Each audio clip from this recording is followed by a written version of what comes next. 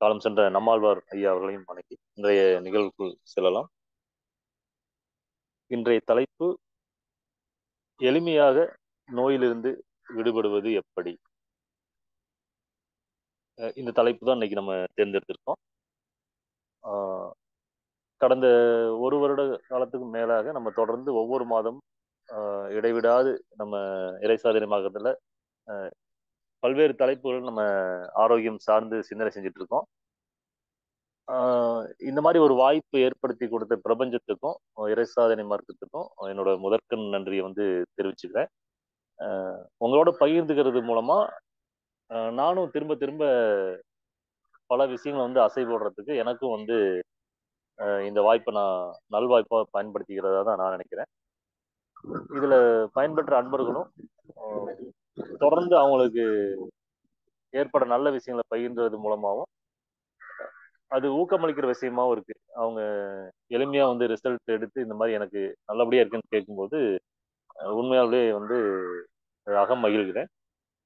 ஏன்னா அது ஒரு விஷயத்த கடைபிடிக்கிறது அப்படிங்கிறது ஒரு சாதாரண விஷயம் கிடையாது.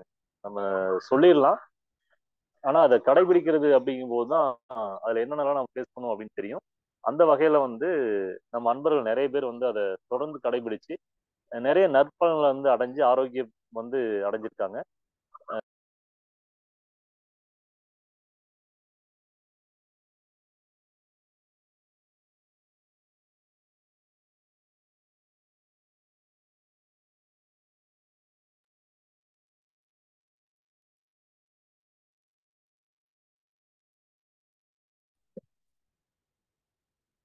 வாழ்க வளமுடன் ஐயா. இறை செயல் நமக்கு ஏற்படுத்தி கொடுத்துருக்கு அப்படிங்கிறது தான் நம்ம உணர்ந்து கொள்ள வேண்டிய உண்மையான விஷயம், சத்தியமான விஷயம் கூட. நான் பல இடங்கள்ல நான் அதை உணர்வுபூர்வமாகவே உணர்ந்திருக்கேன். ஏன்னா நிறைய தொந்தரவுகளை வச்சு ஒரு எளிமையான விஷயத்த கூட அவங்களால கடைபிடிக்க முடியாம தெரிஞ்சுக்கிறதுக்கு ஒரு வாய்ப்பு கூட கிடைக்காம அந்த அளவுக்கு ஓடிட்டு இருக்காங்க. எதை நோக்கி ஓடுறோம் அப்படிங்கிறதே தெரியாம ஓடி ஓடி ஓடி ஓடி ஆரோக்கியத்தை இழந்து கண்ட கண்ட ரசாயனங்களையும் காசு கொடுத்து வாங்கி நம்ம உடம்புல போட்டு ஒரு குப்பை தொட்டி மாதிரி பயன்படுத்தி ஆரோக்கியத்தை சீரழிச்சு, ஏன்னா விலை மதிப்பில்லாத இந்த ஒரு வாழ்வு, நம்ம கிடைச்ச உடல், இது அத்தனையும் இறைவன் கொடுத்தது, பஞ்ச பூதங்களால் உருவாக்கப்பட்டது. நீ இதை ஒவ்வொரு நிமிஷமும் உணர்ந்தீங்கன்னாவே உணர முடியும். கண்டிப்பா இதை பத்தி சிந்திக்க ஆரம்பிச்சீங்கன்னாவே கண்டிப்பா உணர முடியும். நம்ம அன்பர்களை பொறுத்தவரைக்கும் நிறைய பேர் சிந்திக்கிறீங்க. அதை நானும் நிறைய அடிக்கடி கேட்டுட்டு இருக்கேன். ரொம்ப நல்ல விஷயங்கள், அது தொடர்ந்து கடைபிடிங்க. இன்னைக்கு தலைப்பு நம்ம பார்க்க ஆரம்பிக்கலாம். நல்லதுங்க. எளிமையாக நோயிலிருந்து விடுபடுவது எப்படி. இதுக்கு அடிப்படையான விஷயம் நம்ம ரெகுலரா நம்ம இதுக்கு முன்னாடி பார்த்துருக்கோம். நோய் அப்படிங்கிறது கழிவுகளோட தேக்கம், கழிவு நீக்கமே நோய் நீக்கம். இவ்வளவுதாங்க, சிம்பிள். நீங்க எவ்வளவு பெரிய வியாதியா இருந்தாலும் சரிங்க, இந்த ஒரு 2 வரியில நீங்க புரிஞ்சுக்கிட்டீங்கன்னா அது எப்படி தேங்குது, அது தேங்காம இருக்கிறதுக்கு என்ன பண்ணணும், நம்ம என்னெல்லாம் தவறு செய்யறோம், அது ஏன் உண்டாகுது, எப்படி உண்டாகுது அப்படிங்கிற விஷயம் ரொம்ப எளிமையா புரிஞ்சிடும். நோய்ங்கிறது கழிவு தேக்கம், நோய் நீக்கங்கிறது கழிவு நீக்கம், கழிவு நீக்கமே நோய் நீக்கம். இவ்வளவுதாங்க. இது சிம்பிளா நீங்க புரிஞ்சுக்கிட்டீங்க அப்படின்னா எவ்வளவு பெரிய வியாதியா இருந்தாலும் நமக்கு பெயர்கள் தான் பல்வேறா நம்ம வச்சிருக்கோம். அது இடத்துக்கு தகுந்த மாதிரி, உறுப்புகளுக்கு தகுந்த மாதிரி, ஏற்படுற தொந்தரவுக்கு தகுந்த மாதிரி, அது ஏற்படுத்துற வலிகள், அதோட வினைகள், இதுக்கெல்லாம் தகுந்த மாதிரி நம்ம பெயரை மாத்தி மாத்தி மாத்தி வச்சிருக்கோம். பட் ஆனா இதுக்கு அடிப்படையான விஷயம் கழிவுகளோட தேக்கம் தான். அது எந்த உறுப்புல தேங்குது, எதை பாதிக்குது, உடல் நலன் சார்ந்து பிசிக்கலா பாதிக்குதா, மென்டலா பாதிக்குதா அப்படிங்கிறத பொறுத்து நம்ம அது கிளை கிளையா ஆயிரக்கணக்கான வியாதிகளை நம்ம லிஸ்ட் போட்டு வச்சிருக்கோம். இன்னும் நம்ம ரசாயனங்களை எடுக்க எடுக்க எடுக்க எடுக்க அது இன்னும் பல்லாயிரக்கணக்கா பிரிஞ்சு போயிட்டே இருக்கு. மருத்துவ உலகமே ஒரு எப்பவுமே பிராக்டிஸ் பண்றாங்க, கண்டுபிடிச்சிட்டு இருக்காங்க, ரிசர்ச்ல இருக்கு அப்படிங்கிற மாதிரி வந்து கண்டுபிடிச்சிட்டே இருக்கிறாங்க, கண்டுபிடிச்சிட்டே இருப்பாங்க. எப்பவுமே அது நடந்துட்டே இருக்கும். நம்ம மருந்துகளையும் மாத்திரைகளையும் ஆஹ், அந்த பேர்ல எடுக்கிற விஷங்களை வந்து ரசாயனங்களை வந்து உடம்புக்குள்ள போட போட போட போட அது இன்னும் பல்லாயிரங்களாகவும் பல லட்சக்கணக்கான நோய்களாகவும் கிளை கிளையா வந்து பிரிஞ்சுக்கிட்டே தான் இருக்கும். ஒரு தொந்தரவுக்கு வந்து மருந்து மாத்திரை எடுக்கிறோம் அப்படின்னா அது இன்னொரு தொந்தரவா மாறும், அதுக்கு ஒரு மருந்து. அது ஏற்படுத்துற பக்க விளைவுக்கு அதுக்கு ஒரு மருந்து. அது ஏற்படுத்துற பக்க விளைவுக்கு இன்னொரு மருந்து. அந்த பக்க விளைவுகளால் உண்டாடுற டேமேஜ வலிய சரி பண்றதுக்கு இன்னொரு சிரப்பு மருந்து. இந்த மாதிரி அதுக்கு ஒரு ஊசி, அதுக்கு ஒரு ட்ரீட்மெண்ட், ஸ்பெஷல் ட்ரீட்மெண்ட், அதுக்கு ஒரு ஸ்பெஷல் மருத்துவர். இப்படிங்கிற மாதிரி வந்து பாத்தீங்கன்னா நம்ம ஒரு எண்ணிக்கையில் அடங்காம போய்கிட்டே இருக்கும் அப்படின்னு. இது எங்க போய் முடியும் அப்படிங்கிறது யாருக்கும் தெரியாது. அதனால நம்ம எவ்வளவு ரசாயனங்களை உள்ள போடுறோமோ அது ஒவ்வொரு மனிதர்களுக்கும், இப்ப நம்ம நிறைய தடவை பேசியிருக்கோம் இல்லைங்களா, உலகத்துல இருக்க 700 கோடி மக்கள் இருக்காங்களா அப்படின்னா அப்ராக்சிமேட்டா ஒவ்வொருத்தரும் தனித்துவமானவர்கள். அப்படி தனித்துவமானவர்கள் ஒவ்வொருத்தரும் தனித்தனியா மருந்துகள் எடுத்து ரசாயனங்கள் எடுக்கும்போது அவங்களுக்கு உள்ள ஏற்படுற அவங்களுக்கு இருக்கிற ஜீன்களும் ரத்தங்களும் அவங்களோட வாழ்வியலும் அவங்க எடுக்கக்கூடிய மருந்துகளால ஒவ்வொன்றும் புதுசு புதுசா உண்டாகிட்டே இருக்கும். அப்படிங்கும்போது இது மேஜரா இருக்கிறத காமனா வந்து மருத்துவ உலகம் வந்து பெயர் சொல்லி அழைச்சிடும். சில விசித்திரமா இருக்கிறது வந்து புதுசா கண்டுபிடிச்சிருப்பாங்க, அதை வந்து ரிசர்ச்லயே வச்சிருப்பாங்க. அது எப்ப வந்து அதிகமாகுதோ பலருக்கு வந்து தொந்தரவு ஏற்படுதோ அது காமனா ஒரு மருந்து கண்டுபிடிச்சு மார்க்கெட்ல வரும். அது தொடர்ந்து நம்ம நடந்துட்டு இருக்கிறதா. இந்த மாதிரி என்னென்ன வியாதிகள்லாம் இப்ப நம்ம ஊர்ல இருக்கு, அதுக்கு எந்த மாதிரிலாம் மருந்துகள் தயாரிக்கப்படுது, எப்படியெல்லாம் விற்பனை நடக்குது, விளம்பரங்கள் வருது அப்படின்னு நீங்க இத பாத்தீங்கன்னாவே நல்லா புரிஞ்சுக்க முடியும். அதனால நம்ம எப்படி எடுத்துக்கணும்னா, இப்ப உலகத்திலேயே யார் ரொம்ப பணக்காரர் அப்படின்னா எந்த ஒரு மனம் சார்ந்து உடல் சார்ந்து நோய்கள் இல்லாது ரொம்ப ஆரோக்கியமா இருக்காங்க, நீண்ட ஆயுள் அவருக்கு கிடைச்சிருக்கு, நிம்மதியா இருக்காரு அப்படின்னா அவருதான் உலகத்திலேயே மிகச்சிறந்த பணக்காரர். நம்பர் ஒன் பணக்காரர் அப்படின்னு சொல்ல முடியும். இப்ப இருக்கிற பணக்காரர் எல்லாம் வந்து பாத்தீங்கன்னா வெறும் பணத்தளவுல வந்து வேணா பணக்காரங்களா இருக்கலாம். ஆனா அவங்க எடுக்கிற மருந்துகள் மாத்திரைகள் அவங்களுக்கு இருக்க தொந்தரவுகள் அவங்களோட பிரச்சனைகள் எல்லாம் நீங்க செய்திகளை நிறைய பார்க்க முடியும் உங்களால. இந்த கோடீஸ்வரருக்கு இந்த மாதிரி ஒரு பிரச்சனை இருக்கு, இத்தனை லட்சம் கோடி வச்சிருக்காரு இவருக்கு இந்த பிரச்சனை இருக்கு, அப்படிங்கிற மாதிரி நிறைய விஷயங்கள் நீங்க பார்த்திருக்க முடியும். ஆனா அவங்க கிட்ட பணங்கள் இருந்தாலும் அவங்களோட மருத்துவம் பார்த்துக்க முடியும். டே டு டே அவங்க அது இல்லாம வாழ முடியாது அப்படிங்கிற ஒரு சுச்சுவேஷன்லாம் சிக்கிட்டு இருப்பாங்க. ஆனா இந்த ஆரோக்கியம் சார்ந்த அறிவு வந்து யாருக்கு கிடைக்குதுன்னு பாத்தீங்கன்னா இயற்கையை நல்லா புரிஞ்சுக்கிட்டு பிரபஞ்ச பேராற்றலோட ஆசீர்வாதம் யாருக்கெல்லாம் இருக்குதோ அவங்களுக்கு தான் இந்த உண்மை தெரிஞ்சு அது ஒரு பெரும் பேருனே சொல்லலாம். ஆரோக்கியமாகவும் சுகமாகவும் எந்த தொந்தரவும் இல்லாம இன்னைக்கு நல்லா சாப்பிடுறீங்க, நல்லா பசிக்குது, எந்த மருந்து மாத்திரையும் எடுத்துக்கல, நல்லா தூங்குறீங்க, அடுத்த நாள் நல்லா எந்திரிக்கிறீங்க, நல்ல ஒரு உற்சாகமா எந்திரிக்கிறீங்க, அடுத்த நாளும் நல்லா உங்களுக்கு ஆரோக்கியமா கடந்து போகுது, ஒரு பல்லுயிர் சூழ் உலகுல வந்து வாழ்றீங்க, ஒரு இடத்துல வாழ்றீங்க அப்படின்னா அது எவ்வளவு பெரிய பெரும் பேரு. அது உலகத்துல பல கோடி பல்லாயிரம் கோடின்னு சொல்லாங்க, அத்தனாயிரம் கோடி மக்களுக்கு கிடைக்காத ஒரு வாய்ப்பு ஆரோக்கியமா இருக்கவங்களுக்கு கிடைக்கிறதாகவும் இறைவன் கொடுத்திருக்கிறதாகவும் நம்ம எண்ணிக்கொள்ளணும். அதுதான் வந்து சத்தியம். ஆஹ் அசைக்க முடியாத சத்தியங்கள், நம்ம கண் முன்னாடி பாக்குற சத்தியம். நீங்க பாருங்க, இப்போ ஒரு நேத்து ஒரு நியூஸ் பார்த்தேன் நானு. ஒரு பஞ்சாப்காரரு, அவருக்கு 114 வயசோ சம்திங். அவர் வந்து இப்போ ஒரு விபத்துல தான் மரணம் அடைஞ்சிருக்காரு. எங்கேயோ நடந்து போயிட்டு இருக்காரு, ஒரு விபத்துல மரணம் அடைஞ்சிருக்காரு. அவரை பாத்தீங்கன்னா நீங்க 114 வயசுன்னு சொல்ல முடியாது. நம்ம ஊர்க்காரங்க ஒரு 70 வயசுலயே அந்த மாதிரி நிறைய பேர் இருக்காரு நான் பார்த்திருக்கேன். 70, 75 அந்த ரேஞ்சில இருப்பாங்க. ஆனா அவருக்கு 114 வயசு இருக்காரு. அவ்வளவு ஆரோக்கியமா இருந்திருக்காருங்க. அவரு விபத்துல தான் மரணம் அடைஞ்சிருக்காரு. விட்டிருந்தா இன்னும் ஒரு 30, 40 வருஷம் இருந்திருப்பாரு போலங்க. அவரை பார்த்த உடனே அவ்வளவு ஆச்சரியமா இருந்துச்சு. நமக்கு இந்த மாதிரி மனிதர்கள் எல்லாம் வந்து பார்க்கும்போது அவங்கள உட்காந்து பேசணும், தெரிஞ்சுக்கணும்.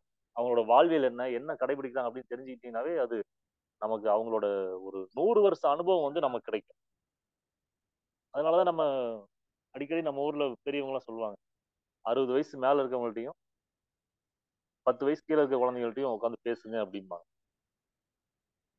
அதுல முடிஞ்ச வரைக்கும் அந்த மாதிரி முதிர் வயது முதிர்ந்து ஆரோக்கியமா இருக்கவங்கள்ட்ட உட்காந்து பேசுங்க, நிறைய பேசுங்க. வாய்ப்பு கிடைக்கிறப்பெல்லாம் பேசுங்க.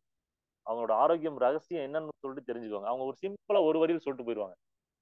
நம்ம உட்காந்து நிறைய பேர்த்துக்கு இப்போ வகுப்பு எடுக்கிறோம், சொல்றோம், நிறைய விளக்கங்கள் கொடுக்குறோம். இதெல்லாம் அந்த மாதிரி முதியவர்கள்ட்ட உட்காந்து கேட்கும்போது ஒரு வரியில சொல்லிட்டு போவாங்க. இவ்வளவுதான்ப்பா நான் பண்ணுவேன். காலைல எந்திரிப்பேன், இதை சாப்பிடுவேன், இப்படி இருப்பேன், இந்த நேரத்துக்கு போயிடுவேன், இந்த நேரத்துக்கு இதை பண்ணுவேன், உடம்புல தொந்தரவு வந்தா இதை பண்ண மாட்டேன், இவ்வளவுதான் சொல்லுவாங்க. ஒரு நாளே வரியில வந்து அவங்களோட ஆரோக்கியத்தை வந்து தெரிஞ்சுக்க முடியும். ஏன்னா அவங்ககிட்ட இருக்கிறது வந்து பாத்தீங்கன்னா 100 வருஷத்துக்கு மேற்பட்ட அனுபவம். அந்த மாதிரி மனிதர்கள்லாம் யாராவது நீங்க பாத்தீங்க அப்படின்னா தொடர்ந்து நீங்க வந்து அவங்களோட ஒரு இணைப்புல இருக்கிறதுக்கு ஒரு வழி ஏற்படுத்திட்டு அவங்க அனுபவத்தை வந்து அடுத்த தலைமுறைக்கு கடத்த வேண்டியது நம்மளோட கடமைன்னே சொல்லலாம். நம்ம குடும்பத்துக்கும் தேவை, அடுத்தடுத்த தலைமுறைக்கு நம்ம இது வந்து கடத்தணும். இப்ப நிறைய பேர் வந்து பாத்தீங்கன்னா அந்த மாதிரி விஷயங்கள்லாம் யாரும் ஆர்வம் காட்டுறது இல்ல. பெரியவங்க இருக்காங்கன்னா வந்து பாத்தீங்கன்னா அதுக்கெல்லாம் நேரம் இல்ல, சொன்னா கேட்க மாட்டாங்க அப்படிங்கிற மாதிரி ஒரு மைண்ட்ல அவங்களும் விட்டுறாங்க. பட் ஆனா ஒரு கடத்துறதுக்கு என்ன முயற்சியோ அதை வந்து தொடர்ந்து பண்ணதான் முதல்ல நம்ம மாறணும், நம்ம குடும்பம் மாறணும், அப்புறம் நம்ம தெரு, நம்ம ஊரு, நம்ம மாவட்டம், நம்ம நாடு அப்படின்னு போயிட்டே இருக்குங்க. அது மாதிரி ஒரு எல்லை இல்லாம அது அந்த ஆரோக்கியம் வந்து கடத்தப்பட்டுட்டே இருக்கணும். இந்த மாதிரி பல்வேறு வகையான மரபு சார்ந்த விஷயங்கள் வந்து நிறைய இடத்துல முடங்கி போய் அப்படியே வந்து புதைச்சு வச்ச மாதிரி நிறைய விஷயங்கள் போயிருச்சு. அட்லீஸ்ட் இனிமேலாவது மரபு சார்ந்த விஷயங்களை வந்து நம்ம முன்னோர்கள்ட்ட இருந்து அடுத்த தலைமுறை கடத்துறத ஒரு கடமையா எடுத்து எல்லாருமே வந்து சொல்லுங்க. நீங்க சொல்லிக்கிட்டே இருங்க, அவங்க கேட்க என்னைக்காவது ஒரு நாளைக்கு வந்து பாத்தீங்கன்னா அவங்களுக்கு பயன்படும். இப்ப ஐயா சொன்ன மாதிரி தாங்க, நம்ம தொடர்ந்து ஆரோக்கியம் சார்ந்து சிந்திச்சுட்டே இருக்கோம். அது மைண்ட்ல இருக்க இருக்க இருக்க கண்டிப்பா வந்து நம்ம தொடர்ந்து சிந்தனை பண்ணும்போது அதை பயன்படுத்துவோம் அப்படிங்கிறது தான் உண்மைங்க. இதை சொல்லிக்கிட்டே இருக்கும்போது அவங்களுக்கு கண்டிப்பா ஒரு தொந்தரவு ஏற்படும் போது முயற்சி பண்ணி பார்ப்போம் அப்படின்னு சொல்லி அதை முயற்சி பண்ணுவாங்க. அமைதியா இருப்பாங்க, பொறுமையா இருப்பாங்க. கண்டிப்பா அது சரியாகிறத உணர்ந்தாங்கனாக்க ஒரு பெரிய அஹ், பிரச்சனையில போய் சிக்கிக்க மாட்டாங்க. ஏன்னா நம்ம தினந்தோறும் பாக்குறோங்க, ஒரு பிரச்சனைனா போய் பயத்துல போய் ஒரு டெஸ்ட் எடுக்கிறது, அப்புறம் அது சார்ந்து ஓடிட்டு இருக்கிறது, அப்புறம் அவங்க வாழ்க்கையில அவங்க இருக்கிறதே வந்து பாத்தீங்கன்னா மருத்துவமனைக்கு போறதுக்கு தான் இருக்கு அப்படிங்கிற மாதிரி ஆயிருக்கு. அவங்க எதுக்கு இருக்காங்க அப்படிங்கிறதெல்லாம் கடைசியில பாத்தீங்கன்னா மருத்துவம் பாக்குறதுக்கே வாழ்ந்துட்டு இருக்காங்க. நான் மருத்துவம் பார்க்கணும் அப்படின்னு ஏன்னா வாழணும்னு ஆசை வந்து நிறைய இருக்கும். நல்லா உடம்புல எனர்ஜி நிறைய இருக்கப்ப வந்து பாத்தீங்கன்னா போட்டு கண்ட மேனிக்கு வந்து அடிச்சு நொறுக்கி ஆரோக்கியத்தை சீரழிச்சிருவாங்க.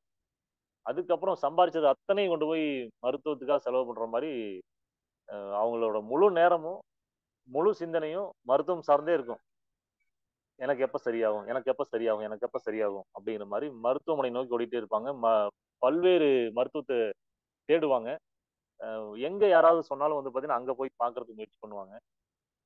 இடையில தொடர்ந்து வந்து மாசம் மாசம் ஒரு கப்பம் கட்டுற மாதிரி ஒரு பெரிய மருத்துவமனை கட்டிட்டு இருப்பாங்க. அது அவங்களுக்கு மட்டும் தொந்தரவு இல்லை, வீட்டுல இருக்க அத்தனை பேர்த்தையுமே வந்து பாத்தீங்கன்னா ஒரு குடும்பத்தையே புரட்டி போடுற மாதிரி ஆயிடும். சில பேர் நிறைய சொத்துக்கள் எல்லாம் வித்து மருத்துவம் பார்த்தவங்க எல்லாம் நம்ம நிறைய பார்த்துட்டு இருக்கோம். எப்படியாவது காப்பாத்திடணும் அப்படின்னு. அதுக்கப்புறமா அவங்க வந்து அதை நிம்மதியா இருப்பாங்களா அப்படின்னா பாத்தீங்கன்னா பல்வேறு தொந்தரவோட தான் இருந்துட்டு இருக்காங்க. அதனால இந்த தலைப்பு சார்ந்து சிந்திக்கிற விஷயங்கள் வந்து நமக்கு ரொம்ப முக்கியமானது. முடிஞ்ச வரைக்கும் எல்லாருமே வந்து ஆரோக்கியம் சார்ந்து கடைபிடிங்க. அது அனுதினமும் வந்து உங்களோட வாழ்வியலா வச்சுக்கிறது நமக்கும் நல்லது, நம்ம சார்ந்து இருக்கவங்களுக்கும் நல்லது. ஏன்னா நம்ம எவ்வளவு நாள் இருக்க போறோம்னு யாருக்கும் நிரந்தரம் கிடையாது. ஆனா இருக்கிற வரைக்கும் ஆரோக்கியமாகவும் நிம்மதியாகவும் இருக்கணும்.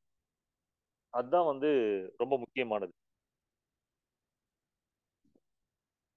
அதனால இப்போ அந்த ஒரு தொந்தரவு அப்படின்னு சொல்லி நோய் வந்து ஏற்படுதுன்னு வச்சுக்கோங்களேன், அது எப்படி வந்துச்சு, எதனால வந்துச்சு, ஏன் வந்துச்சு அப்படிங்கிறத வந்து நம்ம முதல்ல வந்து தெரிஞ்சுக்கணும். அதுதான் இதோட அடிப்படைங்க. அதை உணர்றதுக்கு நம்ம சில அடிப்படையான விஷயங்களை கடைபிடிக்கணும், தெரிஞ்சு வச்சுக்கணும். நம்ம இதெல்லாம் சரியா கடைபிடிச்சும் வருது அப்படின்னா ஏன்னு பார்த்து நம்ம சீக்கிரமா சரி பண்ணிக்கலாம். நம்ம எதுவுமே கடைபிடிக்காம வந்துச்சு அப்படின்னா சரி வந்தா அதுக்கு ஒரு மருந்து இருக்கு, மாத்திரைக்கு உள்ள போட்டா சரியாயிரும் அப்படின்னு சொல்லும்போது அது சரியான விஷயம் கிடையாது. அது வந்து இருக்கிற விஷயங்களை வந்து பல்கி பெருக தான் வைக்கும். அதுக்கப்புறம் போய் நம்ம இந்த மாதிரி பிரச்சனையாச்சு, அது ஃபெயிலியர் ஆச்சு, இது ஃபெயிலியர் ஆச்சு அப்படின்னு சொல்லி நம்ம அதுக்காக மருத்துவம் பார்த்துட்டு ஓடுறது. இன்னைக்கு இருக்கிற பல பெரிய விஷயங்கள், வியாதிகள் வந்து பாத்தீங்கன்னா, இறக்கும் வரைக்கும் மருந்து எடுக்கணும், இறக்கும் வரைக்கும் சிகிச்சை எடுத்துக்கணும் அப்படிங்கிற மாதிரி அதை நோக்கியே அவங்க இருப்பாங்க. சாகிற வரை இந்த மருந்து சாப்பிட்டு தான் ஒன்ஸ் வந்துருச்சுன்னா வந்ததுதான். நம்மள மேல ஒரு முத்திரை, நமக்கு பின்னாடி டிகிரி போட்ட மாதிரி, நம்ம இனிஷியல் போட்ட மாதிரி. பட் அது வந்து உண்மை கிடையாது. நம்ம வாழ்வியல் வந்து சீர்கெட்டு அது மூலியமா எடுத்துட்டு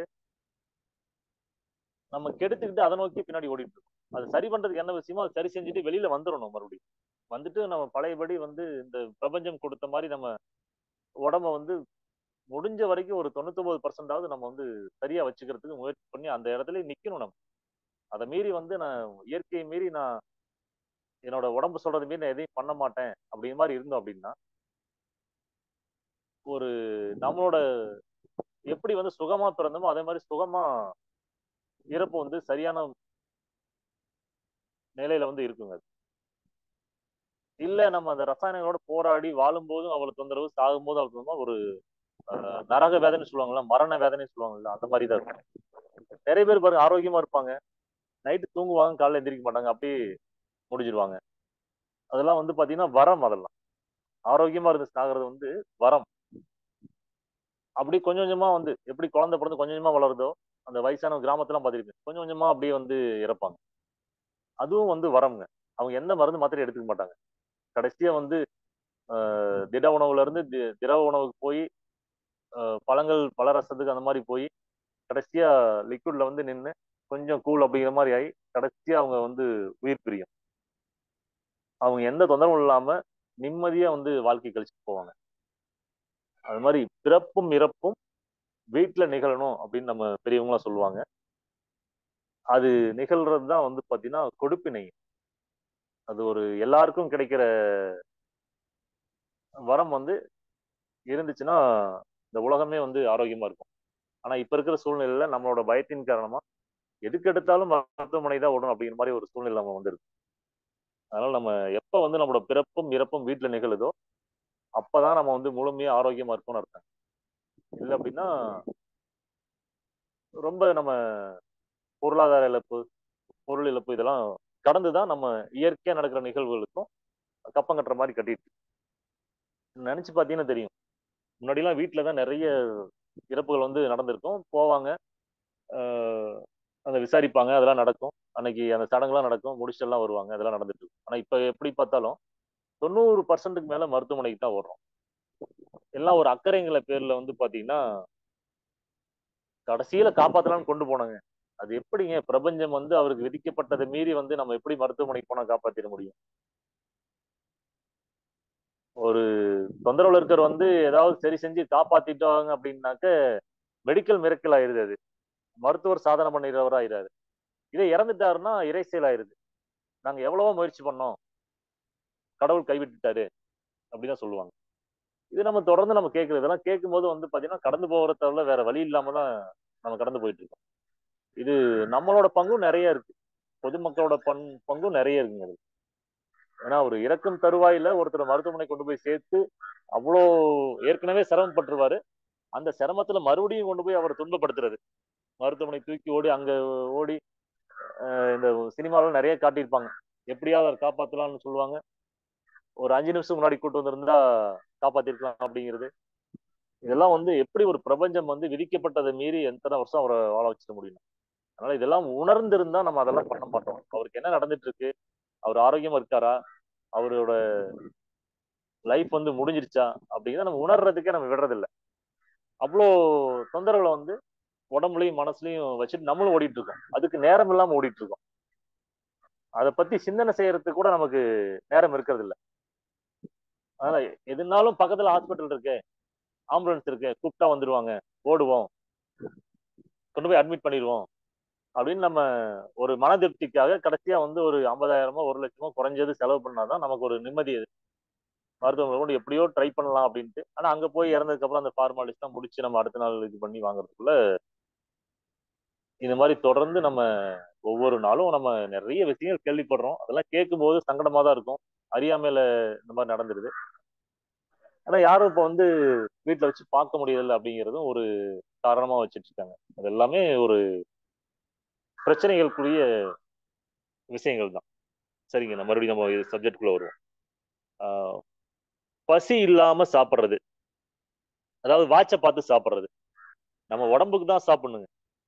ஒரு வாட்சை பார்த்து நேரத்தை பார்த்து சாப்பிடுறத வழக்கமா வச்சிருக்கோம். அது இல்லாம வேலைக்கு சௌகரியமா ஒண்ணு வேலைக்கு முன்னாடி சாப்பிடுறது, இல்லாட்டி பின்னாடி சாப்பிடுறது. இந்த நேரத்துக்கு நான் சாப்பிட்டு போயிடணும் அப்படின்னு சொல்லி இதை தொடர்ந்து நம்ம நல்லா இருக்கும்போது பண்ணிக்கிட்டே இருப்போம் தொடர்ந்து. அப்புறம் பிரச்சனை வரும்போது தான் வந்து யாராவது பசிச்சு சாப்பிடுங்க சரியா போகும்னு சொல்லும் போது அதை கொஞ்சம் கவனிக்க ஆரம்பிப்பாங்க. இதுவே வந்து அடிப்படை முதல் தவறு இது. நேரம் பார்த்து சாப்பிடுறது. அது மாதிரி வீட்டை விட்டு நான் வெளியே போறேன், கொஞ்சம் டிராவல் பண்ணணும் அப்படின்னா நம்ம அதுக்கு தகுந்த மாதிரி ப்ரிப்பேர் ஆகி போய்க்கணும். நம்ம ஒன்றும் டிராவல் பண்ணும்போது வாய்ப்பு இருந்தால் அதில் சாப்பிட்ற மாதிரி கொண்டு போயிடலாம், இல்லை கொஞ்சமா நம்ம ஒரு பலரசங்கள் எடுத்துட்டு அதுக்கப்புறம் போகலாம். ஆனா நம்ம என்ன பண்றோம், நமக்கு வசதியா இருக்குது அப்படிங்கிறதுக்காக முன்னாடியே சாப்பிட்டு அதுக்கப்புறம் போய் பயணத்தை தொடர்றோம். அப்படிங்கும்போது தேவையில்லாதப்ப உள்ள வந்து நம்ம கொட்டிக்கிறோம்னு வச்சுக்கோங்களேன். அதுவும் தவறு. தேவையில்லாதப்ப உள்ள பொருள் உணவை போட்டு அதை உடம்ப கெடுத்துக்கிறது அப்படிங்கிறது தவறு. அது அதாவது தாகம் இல்லாதப்ப நீர் அருந்துறது. தாகம் எடுக்கும் போது தான் வந்து நீர் எடுக்கணும். உடம்புக்கு தேவையானப்பதான் கொடுக்கணும். நம்மளோட வசதிக்காக அதை வந்து பிரச்சனைக்குரிய வகையில வந்து முன்னாடியே போட்டு அதுக்கப்புறம் பயன்படுத்துறது. நம்ம மனிதர்கள் நம்ம நம்ம ஏன்னா ஒட்டகங்கள் தான் சொல்லுவாங்க, அது வந்து நிறைய வந்து உள்ள கன்சியூம் பண்ணி வச்சு தேவையாக்கி அப்ப பயன்படுத்திக்கும். அது இருக்கிற தட்பவெட்ப சூழ்நிலை, அதோட வாழ்வியல் அந்த மாதிரி இருக்கு. அதுக்கு இறைவன் வந்து அந்த மாதிரி படைச்சிருக்காரு. பட் மனிதருக்கு அந்த மாதிரி கிடையாது. நம்ம இருக்கிற இடத்துல நீரோடவும் பஞ்சபூதங்களாலும் படைக்க வச்சிருக்காரு நம்மள. அந்த மாதிரி இருக்கவங்க கூட வந்து பாத்தீங்கன்னா இயற்கையோட ரொம்ப நெருங்கி இருக்க மாதிரி தான் இருக்காங்க. எல்லா இடத்துலயுமே நீர் இருக்கு. பாலைவனத்தை தவிர, உலகுல ஒரு சில இடங்களை தவிர மற்ற எல்லா இடத்துலயும் நீரோட தான் இருக்காங்க. தேவைக்கு தகுந்த நீரோட தான் இறைவன் வந்து படைச்சிருக்காரு. தாகம் எடுக்கிறப்ப நம்ம அருந்தணும். அதுதான் வந்து சரியான முறை. அது இல்லாம நம்ம வந்து அருந்துறது வந்து தவறான முறைதான் கண்டிப்பாங்க. அதே மாதிரி ஓய்வு கேட்கறப்ப ஓய்வு எடுக்கிறது, தூக்கம் வர்றப்ப நல்லா தூங்குறது, இதெல்லாம் பண்ணணும். அதே மாதிரி இரவு நேரம் வந்து ஓய்வுக்காக இறைவன் படைக்கப்பட்ட நேரம். நம்ம என்ன பண்றோம், நைட் ஷிஃப்ட், அலாவன்ஸ் இருக்கு, இல்ல கார்பரேட் கம்பெனி, ஏதோ ஒரு காரணம், சொந்த தொழிலா இருக்கட்டும், நிறைய இஎம்ஐ இருக்கு, அது இருக்கு இது இருக்குன்னு போய் 24 மணி நேரம் உழைச்சாதான் கம்பெனி ஓடுனா தான் வந்து அதை ஈடு செய்ய முடியும்னு சொல்லி ஆரோக்கியத்திலிருந்து ஓடிட்டு இருக்கோம் நம்ம. ஆரோக்கியத்திலிருந்து பொருள் தேடுறது, அப்புறம் பொருளை இருந்து ஆரோக்கியம் தேடுறது. இது வந்து தொடர்ந்து நம்ம ஒரு சைக்கிளாவே வந்து நடந்துட்டு இருக்கு. ஏன்னா இரவு நேரத்துல தான் நம்ம உடம்புல வந்து மெலட்டோனின் சுரக்கும் அப்படின்னு நம்ம இதுக்கு முன்னாடி நிறைய தடவை நம்ம பேசியிருக்கோம். அது சுரக்கிறதுக்கு நம்ம வந்து நல்ல ஓய்வுல இருக்கணும், அதாவது நல்ல ஆழ்ந்த தூக்கத்துல இருக்கணும், இருட்டு அறையில தூங்கிட்டு இருக்கணும். ஆனா இரவு நேரத்துல 12 மணி இரவு 1 மணிக்கெல்லாம் ஒரு நல்ல வெளிச்சத்துல உட்காந்து நம்ம வேலை செஞ்சுட்டு பகல் ஃபுல்லா நம்ம தூங்குறோம் அப்படின்னா கண்டிப்பா வேஸ்ட் தாங்க அது. ஒரு நாள் இரவு தூக்கம் கெட்டு 24 மணி நேரம் தூங்கினாலுமே அந்த இழந்த ஆரோக்கியத்தை வந்து மீட்டெடுக்க முடியாது. உடம்புல வந்து இயற்கைக்கு மாறான் நடந்த நிகழ்வுகள் நடந்தவை தான். அதனால சில பேர் வந்து நான் இப்ப 50 வருஷம் ஆச்சுங்க எனக்கு, நான் ஒரு 30 வருஷமா இரவு நேர பணிலாம் செஞ்சுட்டு இருக்கேன், ஆரோக்கியமா தான் இருக்கேன் அப்படின்னு நிறைய பேர் சொல்லுவாங்க. பட் ஆனா அது உண்மை கிடையாது. அவங்களோட அனுபவங்கள் அப்படி இருக்கும். ஆனா காலப்போக்குல வந்து நிறைய தொந்தரவுகளை வந்து ஃபேஸ் பண்றதை வந்து நம்ம அனுபவத்திலேயே நம்ம உணர்றோம். நம்ம 50 பிளஸ்ல போகும்போது அவங்களுக்கு ஒவ்வொரு பிரச்சனையா ஸ்டார்ட் ஆகுது. செரிமான கோளாறுல இருந்து ஆரம்பிக்குது, சுகர், பிபி அப்படின்னு ஒவ்வொரு பேரா வந்து ஆரம்பிக்குது. அதுக்கப்புறம் அவங்களோட ஆயுளுமே வந்து பாத்தீங்கன்னா கம்மியா இருக்கிறத வந்து நம்ம பார்க்க முடியும். இந்த மாதிரி நிறைய விஷயங்கள் நடந்துட்டு இருக்கு. நம்ம வேற வழி இல்லை அப்படின்னு நம்ம ஓடிட்டு இருக்கோம். ஆனாலுமே நம்ம வழிகள் நிறைய இருக்கு. நம்ம அந்த வழியில பயணிச்சிட்டோம் அப்படிங்கிறது அதை தொடர்ந்துட்டு இருக்கோம். நம்ம ஆரோக்கியத்துக்காக மற்றதை மாத்திக்கிறதுக்கு நம்ம விரும்புறது இல்லை. நம்மளோட சூழ்நிலையும் அப்படி இல்லை அப்படிங்கிறது இப்போ சமுதாயத்தால் கட்டமைக்கப்பட்ட ஒரு விஷயம். அதை முடிஞ்ச வரைக்கும் ஆரோக்கியமா இருக்கிறதுக்கு என்ன பண்ணணுமோ, இயற்கையை மீறாம என்ன நம்ம பண்ணிக்க முடியுமோ அதெல்லாம் பண்ணா கண்டிப்பா வந்து நம்ம ஆரோக்கியமா இருக்கலாம். இயற்கையோட இணைஞ்சு இருக்கணும் நம்ம. இரவு நேரமா அது தூங்குறதுக்கு உண்டான ஓய்வுக்கு உண்டான நேரம். மற்ற உயிரினங்கள் அனைத்தையும் பாருங்க, 6 மணிக்கு மேல எந்த விலங்குகள் வந்து பாத்தீங்கன்னா வீட்டுல நான் வளர்க்குற விலங்குகளை தவிர மற்ற விலங்குகள்லாம் வந்து அதோட கூட அடைஞ்சிருக்கும். அந்த நேரத்துல உணவுக்காக வெளியே போகாது, மற்ற விஷயங்கள் பண்ணாது, முழு ஓய்வுல இருக்கும். காலையில 6 மணி ஆனா சூரியன் வெளிச்சம் வந்துருச்சுன்னா எந்திரிச்சு கிளம்பிரும், உணவு தேட போயிடும். மற்ற எல்லா விஷயங்களும் நடக்கும் பகல்ல. மாலை 6 மணி ஆச்சுன்னா எல்லாம் சத்தம் போட்டு வந்து எல்லாம் ஒண்ணா கூட அடைஞ்சு இதான் தொடர்ந்து நம்ம அதோட வாழ்வியல் சுழற்சி. நீங்க நம்ம வயல்வெளிகள் இருக்க பறவைகள் விலங்குகளா இருக்கட்டும், காடுகள்ல வாழ்ற பறவைகள் விலங்குகளா இருக்கட்டும், எல்லாத்தையும் அப்படியே கொஞ்சம் சிந்தனை பண்ணி பாத்தீங்கன்னா தெரியும் அதெல்லாம் எந்தெந்த நேரத்துல என்ன பண்ணுது அப்படின்னு பாத்தீங்கன்னா தெரியும். அதெல்லாம் இயற்கையோட ரொம்ப இணைஞ்சிருக்கும். அதை மீறி எந்த விஷயமும் அது வந்து செய்யாது. அதனாலேயே நீங்க பார்க்க முடியும், எந்த ஒரு காட்டுல வளர்ற பறவையோ விலங்கோ வந்து பாத்தீங்கன்னா நீங்க நோய்வாய்ப்பட்டு இறந்துருக்கிறத நீங்க பார்த்திருக்கவே முடியாது. இயற்கையான உணவு சாப்பிடுது, அது உணர்ந்து இறப்பு வருது அப்படின்னா அதுவே ஒரு மறைவான இடத்துல அதுக்கு அதோட வாழ்வியலுக்கு தெரியும் அதுக்கு எங்க இருக்கணும் அப்படின்னு அங்க போய் இருந்து அதுவா இறந்து இயற்கைக்கு தன்னை அர்ப்பணிச்சு முழுசா அது காணாம போயிடும். அதுதான் அதுகளோட இயல்பு. நீங்க ஒரு சிங்கமோ புலியோ கரடியோ யானையோ காட்டுல வாழ்ந்துட்டு இருக்கிறது நோய்வாய்ப்பட்டு நீங்க பார்த்திருக்கவே முடியாது.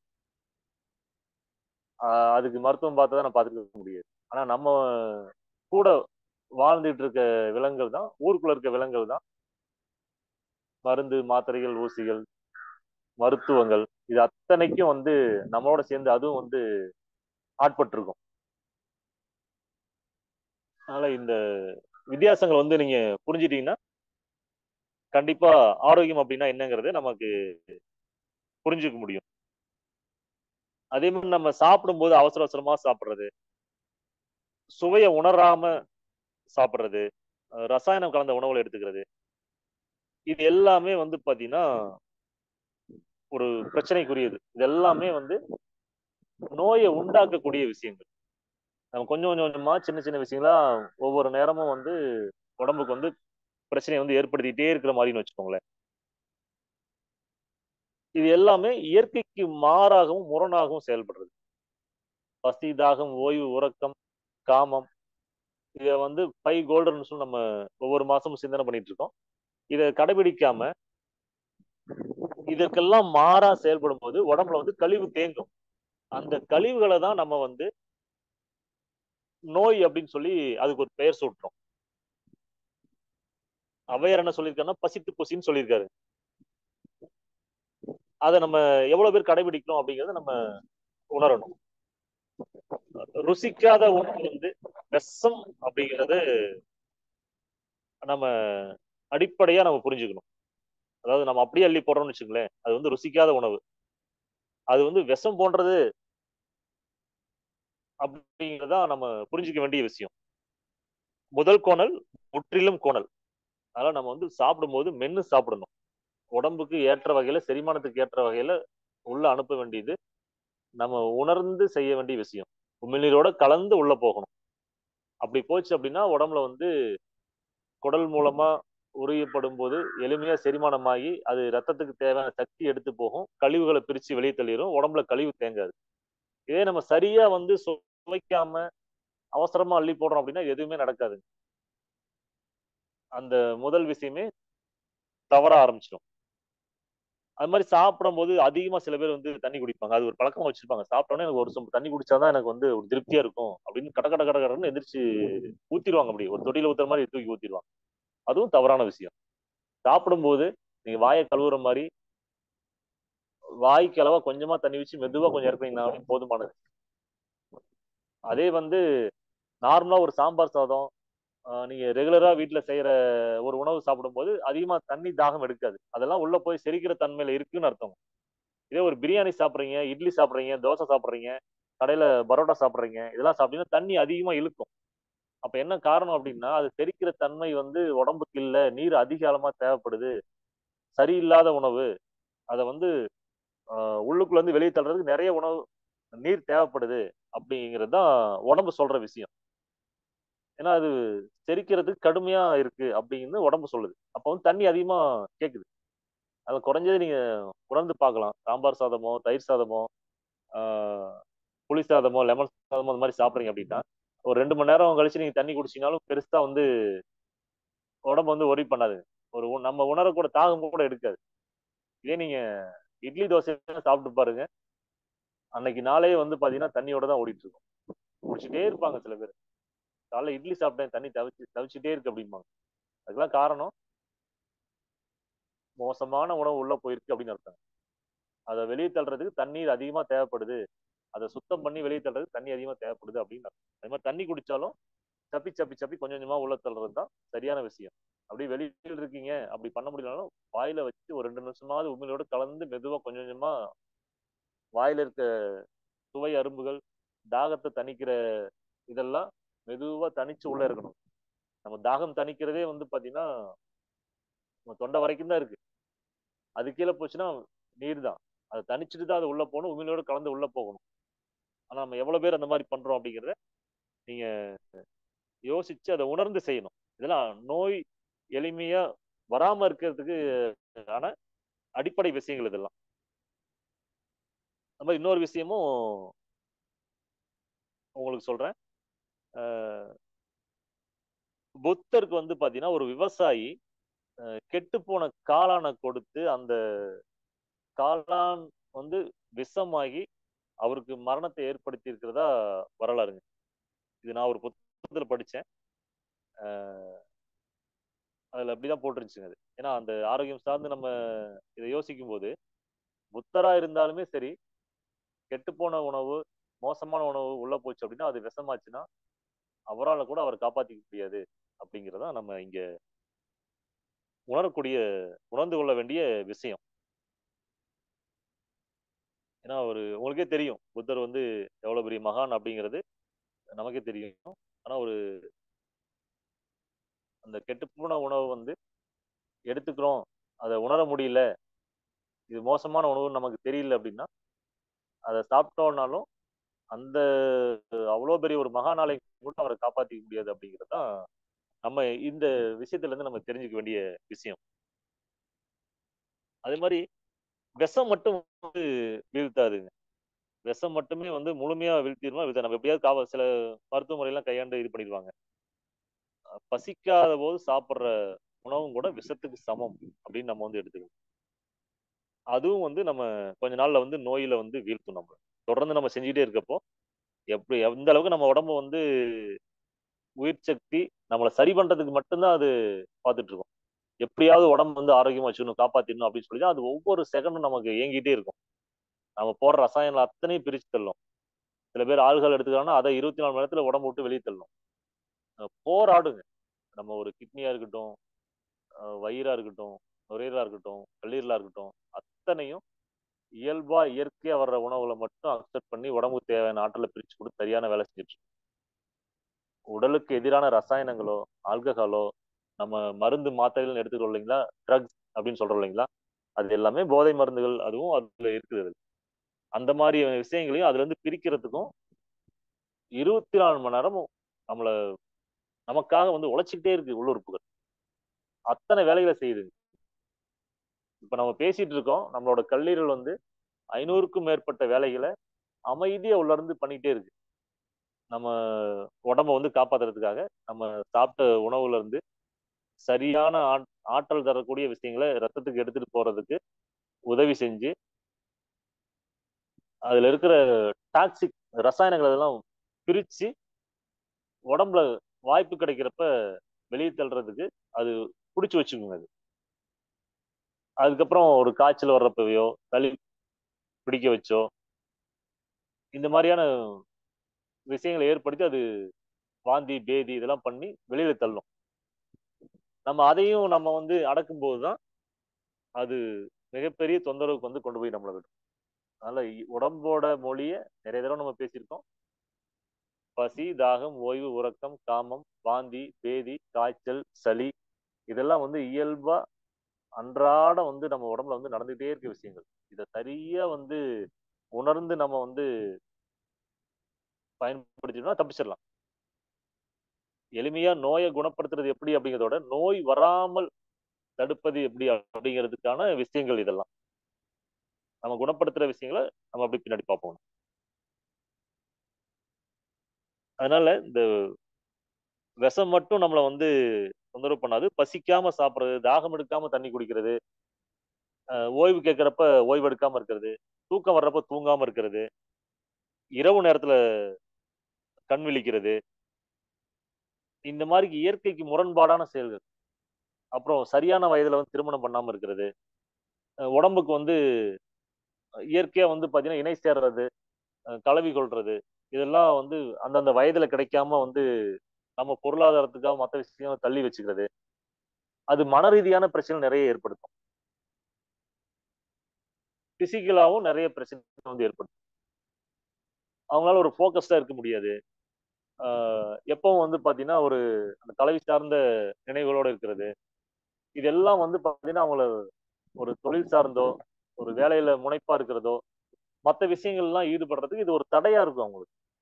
இப்போ நடக்கிற சமூக சீர்கேடுகள் நிறைய விஷயங்களுக்கு வந்து பாத்தீங்கன்னா இந்த பாலியல் சார்ந்த விஷயங்களும் ஒரு காரணமா இருக்கு. உணர்வுகள், உணர்ச்சிகள் அதை சரியா கையாளாம அதுல போய் நிறைய சிக்கிக்கிறாங்க. உணர்ச்சி வசப்பட்டு சிக்கிக்கிறது, குழந்தைங்களை வந்து தவறா கையாள்றது, வீட்டுல இருக்க முதியவர்களை வந்து தவறா கையாள்றது, இந்த மாதிரி நிறைய செய்திகள்லாம் நம்ம பார்க்கும்போது அதுக்கெல்லாம் இந்த பாலியல் சார்ந்த வறட்சி, அது சார்ந்த அதீத சிந்தனைகள், இதெல்லாம் வந்து அவங்களுக்கு சரியான முறையில தெரியாததான் மெயின் காரணமா இருக்கு. இன்னொரு விஷயம் இங்க நான் சொல்ல கடமைப்பட்டிருக்கேன். நிறைய வந்து இந்த உணர்ச்சி வசப்படுறாங்க இல்லைங்களா, இந்த ஒரு திருமணம் ஆனதுக்கு அப்புறமும் உணர்ச்சி வசப்படுறாங்கலாம் பாத்தீங்கன்னா அவங்களுக்கு வந்து பாத்தீங்கன்னா இந்த பாலியல் சார்ந்த உணர்வுகள் தணிக்கப்படாததே மெயின் காரணமா இருக்கு. அவங்க கணவனோ மனைவியோ வந்து சரியான முறையில் அவங்களுக்கு அதை கொடுத்து தனிச்சிருந்தாங்க அப்படின்னா அதுக்கு அந்த அறிவு பெற்று எப்படி அதை கையாளணும் அப்படின்னு சொல்லி அந்த உணர்வுகள் மேலோங்கும் போது அதை சரியான முறையில அந்த குறிப்பிட்ட இடைவெளியில தனிச்சிட்டு இருந்தாங்கன்னா அவங்க மனமும் அமைதியா இருக்கும், உடம்பும் அமைதியா இருக்கும், மற்ற விஷயங்கள் ஈடுபட மாட்டாங்க. ஒரு கொடூரமான செயல்கள் செய்யறது, இந்த செய்திகள்லாம் பார்க்கணும் இல்லைங்களா, அந்த செய்திகளை பார்க்கும் போதே நமக்கு அதிர்ச்சியா இருக்கும். அதெல்லாம் வந்து அவ்வளோ கொடூரமா இருக்கும். அதெல்லாம் வந்து பாத்தீங்கன்னா பாலியல் வறட்சினாலையும் அந்த காமம் சார்ந்த உணர்வுகள் தணிக்கப்படாதனாலும் வரக்கூடிய சமூக சீர்கேடுகள் அது. இப்போ ஒரு சிறைக்கு போறவங்க எல்லாம் போய் கேட்டீங்கன்னா அது ஒரு செகண்ட் தாங்க. அந்த நேரத்துல வந்து எனக்கு என்னால கட்டுப்படுத்த முடியல, நான் செஞ்சுட்டேன், இப்போ அனுபவிச்சுட்டு இருக்கேன் அப்படின்னு நிறைய பேர் பேசுறத கேட்டிருக்கீங்க. அதெல்லாம் உணர்ச்சி வசப்படுறது. என்ன ஏது அப்படின்னு ஒண்ணு சிந்திக்கிறது இல்ல. அந்த சிந்தனை இல்லாம போய் மாட்டிக்கிறது தான் அவங்க ஒரு வாழ்நாள் குற்றவாளியை அவங்கள வந்து ஆக்கி.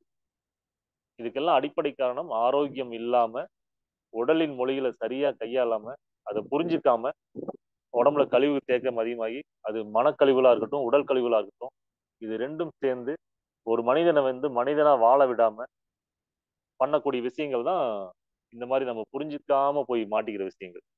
அதனால நம்ம ஆரோக்கியம் சார்ந்து இருக்குது நமக்கு மட்டும் இல்ல, நம்ம கூட இருக்கவங்களுக்கும், நம்மளோட குடும்பத்தாருக்கும், நம்மளோட உற்றார் உறவினர்கள், நண்பர்கள், நம்ம சமூகம், இது எல்லாத்துக்குமே ரொம்ப நல்லது ஆரோக்கியமா இருக்கிறது. அதே மாதிரி உடலின் மொழியில புரிஞ்சுக்கிறதும் ஒரு ஆரோக்கியமான சமூகமா, அமைதியான சமூகமா இருக்கிறதுக்கும் வழிவகுக்கும். இப்ப நம்ம இறைசாதன மார்க்கத்திலேயே நம்ம அமைதி அமைதி அமைதின்னு நம்ம எவ்வளவு தொண்டர்கள் வந்து இதுக்காக பேசிட்டு இருக்காங்க, எவ்வளவு பெரிய முன்னெடுப்பு இது. ஆனா இந்த அமைதி அமைதி அமைதிங்கிற நம்ம ஓடுறதுக்கு பின்னாடி ஆரோக்கியம் வந்து அடிப்படையான விஷயமா இருக்கணும். நம்ம என்னதான் நம்ம அமைதி அமைதி அமைதின்னு நம்ம அவங்களுக்கு எடுத்து சொன்னாலும் அவங்க ஆரோக்கியமா இருந்தாதான் அதை புரிஞ்சுக்கிற தன்மைக்கே வருவாங்க. ஆரோக்கியம் இல்லாம அவங்க ஒரு மருந்து மாத்திரையோட போராடிக்கிட்டு அவங்களால மன அமைதியே இருக்கவே முடியாது. அவங்களால கண்டிப்பா வந்து நம்ம யோகாலயோ மற்ற விஷயங்களோ வந்து முழுமையா அவங்களோட அர்ப்பணிச்சு உட்கார முடியாது. அதனால நம்ம அன்பர்களுக்கும் சரி, இதை இறை சார்ந்த இறை சாதனை மார்க்க தொண்டர்களும் ஆரோக்கியம் சார்ந்த அறிவையும் உங்களால எங்கெங்கெல்லாம் கொடுக்க முடியும் தயவு செஞ்சு நம்மள நாடி வர்றவங்களுக்கும், நம்ம சேவைகளா செஞ்சு பலனடைகிற பயனாளிகளுக்கும் கொண்டு போய் சேர்த்துக்கிட்டே இருக்கு. அடிப்படை விஷயங்கள் ஆரோக்கியம் ஆரோக்கியம் ஆரோக்கியம் அப்படிங்கறத கொண்டு போய் சேர்த்துட்டே இருக்கு. ஆரோக்கியம் சரியா இருந்தாவே அவங்க எது உண்மை, எது சரியான விஷயம், எது சத்தியம், எந்த வழி நம்ம நடக்கணும் அப்படிங்கிற விஷயத்தை நோக்கி அவங்க கண்டிப்பா வந்து பயணம் செய்ய ஆரம்பிச்சிருவாங்க. அது அவங்களுக்கு மட்டும் இல்லாம அவங்களோட வாரிசுகளுக்கும் அடுத்தடுத்த தலைமுறைகளும் அதை பார்த்து ஒரு நல்வழிக்கு திரும்புறதுக்கு ஒரு பெரும் வாய்ப்பா வந்து இது இருக்கும். அதனால நம்ம ஒருத்தர்கிட்ட மட்டும் சொல்றது அவங்களுக்கு மட்டும் இல்லைங்க, அது பின்னாடி ஒரு ஜெனரேஷனுக்கே வந்து பயன்படும். அதுக்கு பின்னாடி அடுத்த தலைமுறைகளுக்கும் அவங்களுக்கு பயன்படும். அவங்கள பார்க்கறவங்களுக்கும் அது பயன்படும். அவங்களோட சுற்றத்தார் நண்பர்களுக்கும் அது பயன்படும். அதனால இப்ப நம்ம இதை எங்கெங்கெல்லாம் கொண்டு போய் நம்ம சேர்க்க முடியுமோ, நம்ம அமைதியை நிலைநாட்ட விரும்புற இடத்துல எல்லாம் கண்டிப்பா அங்க ஆரோக்கியம் இருக்கணுங்க. அப்பதான் வந்து அங்க அமைதி வந்து அர்ப்பணிப்போட ஆத்மார்த்தமா வந்து நிலவும். இதுல நிறைய பேர் வந்து பாத்தீங்கன்னா நிறைய வந்து உடற்பயிற்சிகள் செய்வாங்க, மனம் சார்ந்த பயிற்சிகள் செய்வாங்க. ஆனா தொடர்ந்து நோய்களால அவதிப்பட்டுட்டே இருப்பாங்க. அவங்க ஒரு மருத்துவத்தை பார்த்துட்டு மருத்துவம் ஓடிட்டு இருப்பாங்க. அதை பார்த்துட்டு வந்து பாத்தீங்கன்னா பயிற்சிகள் செஞ்சுக்கிட்டே இருப்பாங்க. ஆனாலும் அவங்களால அதுல இருந்து வெளியே வர முடியாத காரணங்களும் வந்து இந்த மாதிரி அடிப்படையான விஷயங்களை வந்து கடைபிடிக்காததான் காரணம். நாள் ஃபுல்லா நம்ம வந்து எப்படி நம்மளோட பணி, மற்ற விஷயங்கள் எப்படி வேணா நான் இருப்பேன். ஈவினிங் வந்து நான் வந்து பயிற்சி எடுத்துக்கிறேன். பயிற்சி எடுத்தா எனக்கு வந்து சரியாகணும் அப்படின்னு ஒரு எதிர்பார்ப்பு அவங்கள்ட்ட வந்து இருந்துகிட்டே இருக்கும். அதுக்கான முயற்சியில் இருப்பாங்க. சில பேர் வந்து பாத்தீங்கன்னா உண்மையில வந்து கடந்து வந்துருவாங்க. ஆனா பலரால அப்படி வர முடியாது. ஏன்னா அவங்களோட பணிச்சூழல், அவங்களோட மன அழுத்தம், ஆஹ் பொருளாதார ரீதியான சிக்கல்கள், இது எல்லாமே அவங்கள வந்து பாத்தீங்கன்னா ஆக்கிரமிச்சு. அதனால எது வந்து நமக்கு முக்கியம், எது இரண்டாம் பட்சம் அப்படிங்கிறத நம்ம ஒவ்வொருத்தரும் உணர்ந்து வந்து சமூகத்துக்கா இருக்கட்டும், மற்ற இடங்களுக்கு எங்கெல்லாம் நம்ம கொடுக்கணுமோ அதை நம்ம அவங்களுக்கு அந்த விழிப்புணர்வை வந்து கொடுத்துக்கிட்டே இருக்கணுங்க. ஏன்னா அவங்களுக்கு தொடர்ந்து கொடுக்க தான் வந்து பாத்தீங்கன்னா எது நிலையானது அப்படிங்கிறத புரிஞ்சுக்குவாங்க.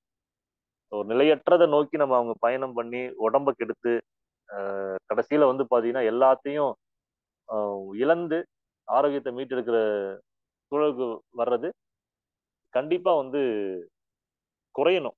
அப்பதான் வந்து நம்ம சமூகம் வந்து ஆரோக்கியத்தை நோக்கி திரும்புது அப்படிங்கிறது அர்த்தம். நல்லதுங்க. அடுத்து நம்ம எளிதில் வந்து நோய் குணமாகிறது எப்படி நம்ம இப்ப ஒரு சின்ன அடிப்படையான விஷயங்கள் பார்ப்போம்.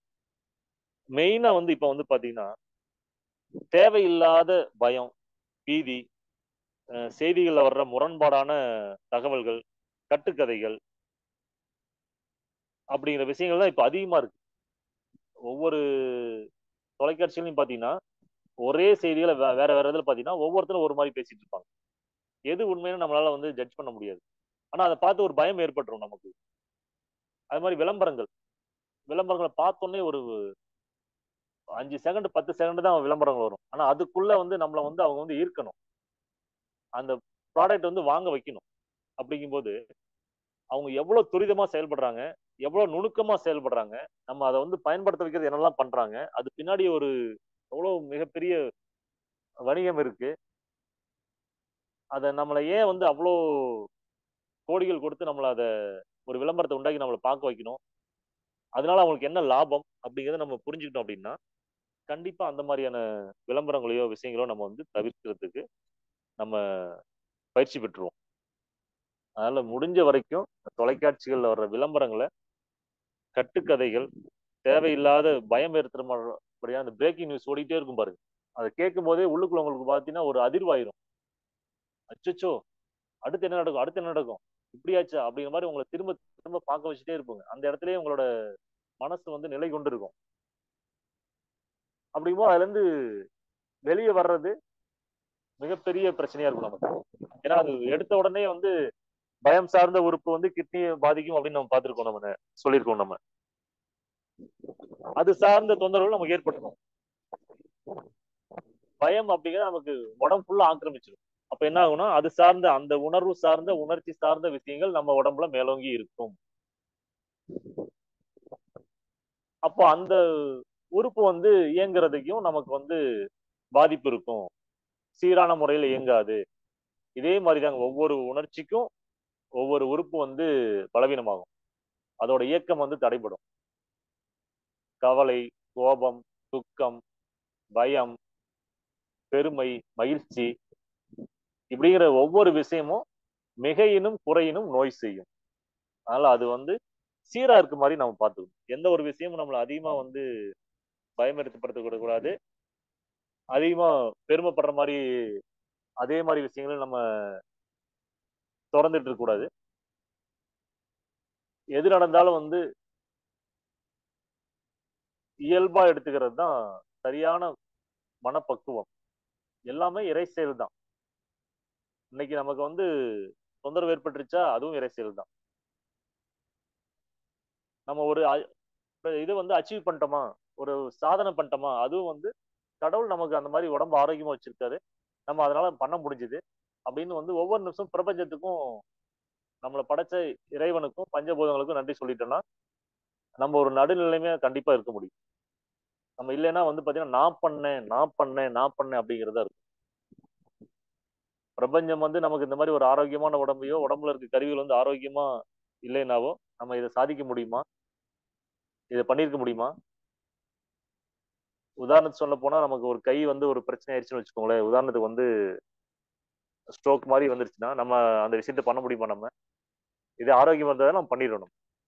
இதே கண்ணுல ஏதோ ஒரு பிரச்சனை ஏற்பட்டுருச்சு, நம்ம கண்ணால பார்த்து செய்யக்கூடிய விஷயங்கள் நம்ம முழுமையா பண்ணிட முடியுமா? ஒரு டிராயிங் போடுறாரு, இல்ல வேற விஷயங்கள் பண்ணணும்னா அவரால் முழுமையா அதை அச்சீவ் பண்ண முடியுமா? அப்படி பார்க்கும்போது எல்லாமே பிரபஞ்சம் கொடுத்தது. இந்த ஆரோக்கியம் சார்ந்த விஷயங்களும் சரி, நம்ம உடம்பு ஆரோக்கியமா இருக்கிறதும் சரி, இதெல்லாம் பிரபஞ்சம் கொடுத்தது. நம்ம தொந்தரவுனாலும் சரி, நல்லா இருக்கணும்னாலும் சரி, பிரபஞ்சத்தோட நியதி, இறை செயல் அப்படின்னு நம்ம கடந்து போக பழகிக்கணும். நான் அப்படிங்கிறத விட்டொழிக்கணும். நான் என் செயலாவது யாதொன்றும் இல்லை அப்படின்னு சொல்லுவாங்க இல்லைங்களா? அந்த மாதிரி எல்லாமே வந்து இறை செயல் அப்படின்னு எடுத்துக்கிட்டீங்க அப்படின்னா நம்ம பண்ணிட்டு இருக்க விஷயங்களுக்கு மேல ஒவ்வொரு நாளும் வந்து அடுத்தடுத்த படிநிலையும் நம்ம அடைஞ்சிட்டே இருப்போம். எல்லாமே இயற்கை கொடுத்தது, இறைவன் கொடுத்தது அப்படின்னு நீங்க ஒவ்வொரு முயற்சியிலையும் வெற்றி அடைஞ்சிட்டு போயிட்டே இருக்கலாம். நம்ம எங்க வந்து நான் அப்படிங்கிறது தலை தூக்குதோ அங்கதான் நமக்கு வந்து உடம்புல வந்து பிரச்சனை ஏற்படும். அதுல முடிஞ்ச வரைக்கும் அந்த விஷயங்களை வந்து எப்படி நம்ம கையாளுறது அப்படிங்கறத புரிஞ்சுக்கோங்க. இது எல்லாமே உடம்பு ஆரோக்கியமா இருக்கிறதுனால கிடைக்கக்கூடிய விஷயங்கள். அது மாதிரி எந்த ஒரு சூழ்நிலையிலும் எப்பேற்பட்ட விஷயங்களையும் உடம்புக்குள்ள போச்சு அப்படின்னா உயிர் சக்தி வந்து போராடி அதை வந்து வெற்றி அடைகிற வாய்ப்பு உயிர் சக்திக்கு நிறையவே இருக்கு. அது எந்தவித நோயையும் கூட அப்படின்னு சொல்லலாம். எவ்வளவு பெரிய வியாதியா இருந்தாலும் அதை வந்து வெளியேற்றி உடம்ப வந்து சீரா கட்டமைக்கிறதுல உயிர் சக்தி வந்து அவ்வளவு பலம் வாய்ந்தது. நம்மளோட பயத்தினாலையும் அதை தடுக்கிற மாதிரியான விஷயங்கள், உயிர் சக்திக்கு எதிரான ஆன்டிபயாட்டிக், ஆன்டி இன்ஃபிளமேட்டிவ், அந்த மாதிரி ஆன்டி ஆன்டி ஆன்டி ஆன்டின்னு சொல்றோம் இல்லைங்களா, அது எல்லாமே உயிர் சக்திக்கு எதிராக செயல்படுற விஷயங்கள். இப்ப கூட ஒரு செய்தி பார்த்தேன். இந்தியாவில் வந்து ஆன்டிபயாட்டிக் மருந்துகள் அதிகமாக பயன்படுத்தப்படுகின்றன. அதெல்லாம் கேட்கும்போது அதிர்ச்சியா தான் இருக்கு. நம்ம ஊர்ல வந்து அதெல்லாம் யாரும் கண்டுக்கிறது இல்லை. அது குற்றமா இருந்தாலும் அது கடந்து போயிட்டே இருக்கும்.